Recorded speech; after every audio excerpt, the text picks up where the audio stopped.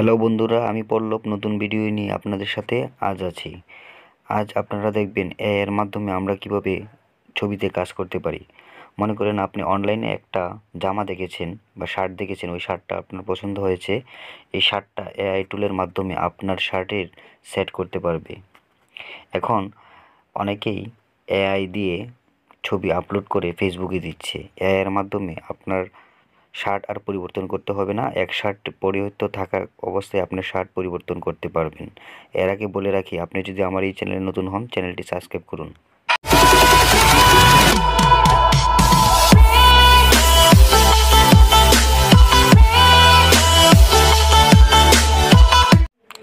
Hello বন্ধুরা, সর্বপ্রথম তোমরা গুগল ক্রোম ব্রাউজারে যাবে। তারপরে তোমরা সার্চ বারে গিয়ে লিখবেন KOLORS কোলার্স। তারপরে লিখবে virtual, VIRTUAL virtual try on, TRY করাস virtual try on. এই ওয়েবসাইটে ঢোকার পর প্রথম যে লিঙ্কটা চলে আসবে সেই লিঙ্কেই তোমরা প্রবেশ করবা।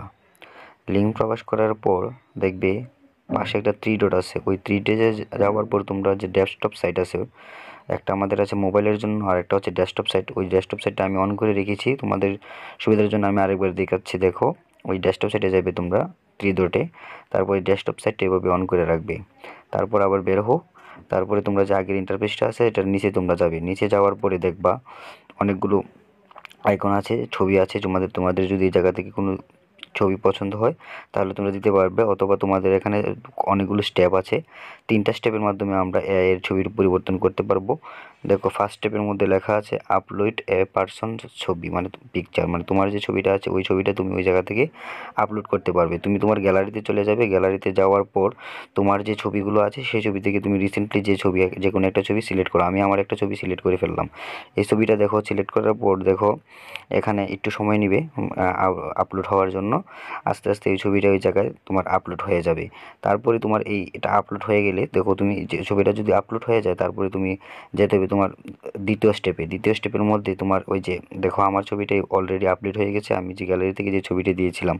এখন আমরা প্রথম স্টেপের কাজ শেষ হয়ে গেছে, আমরা দ্বিতীয় স্টেপে চলে যাব। দ্বিতীয় স্টেপে হচ্ছে যেই ছবিটা তুমি এই মানে অনলাইন থেকে যে শার্টটা তুমি ক্রয় করতেছিলে ওই শার্টের যে ছবিটা তুমি এই জায়গায় দিবে। দেওয়ার পর দেখো আমাদের কাজ অলরেডি অনেক শেষ হয়ে গেছে। এখন আমরা যে দ্বিতীয় ছবিটা দিচ্ছি এই ছবিটা আপলোড হচ্ছে। দেখো, প্রথম স্টেপে হচ্ছে তোমার নিজের ছবি গ্যালারি থেকে, দ্বিতীয় স্টেপে হচ্ছে তুমি অনলাইনে যে শার্টটি পছন্দ করেছিলে ওই শার্টটি, মানে তোমার ছবিতে তুমি যে ছবিটি যে শার্টটি লাগাতে চাও সেই শার্টের ছবিটি।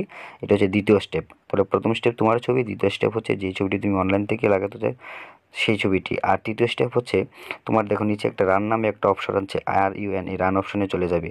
রান অপশনে যাওয়ার পরই তোমার ছবি আপলোড হয়ে যাবে। দেখো আমার ছবি অলরেডি, আমার শার্টের ছবি মানে পরিবর্তন হয়ে গেছে। আগে একটা শার্ট ছিল, এখন আমার শার্ট সাদা কালারের একটা শার্ট চলে আসছে।